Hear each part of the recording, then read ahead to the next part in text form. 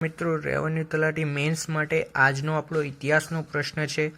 સિંધુ ઘાટી સભ્યતાનું ગુજરાતનું પ્રમુખ નગર એવું ધોળાવીરાની વિશેષતા પર પ્રકાશ પાડો. 3 ગુણનો પ્રશ્ન છે મિત્રો. તેમાં પ્રથમ આપણે એક મુદ્દો એ પણ લખી શકીએ કે ત્રિસ્તરીય નગર રચના ધરાવે છે, જેમાં ઉપલું નગર, મધ્યનગર, નીચલું નગર, જેના શાસક, પુરોહિત અને સામાન્ય પ્રજા રહેતી હતી, તે પણ દર્શાવી શકીએ છીએ. બીજો જે પોઈન્ટ છે આપણો જળાશય જેવી પાણી સંગ્રહ કરવાની રચના મળી આવી હતી. જ્યારે ત્રીજો એક મહત્વનો પોઈન્ટ છે, એક વિશાળ થિયેટર અને રમતના મેદાનો મળી આવ્યા હતા. આટલા પોઈન્ટ લખશો તો તમને જરૂરથી માર્ક્સ મળશે. ચોથો પોઈન્ટ તરફ જઈએ તો એ સિંધુ લિપિમાં લખાયેલું 10 અક્ષરવાળું એકમાત્ર સાઇન બોર્ડ જે માત્ર ધોળાવીરામાંથી મળી આવ્યું છે.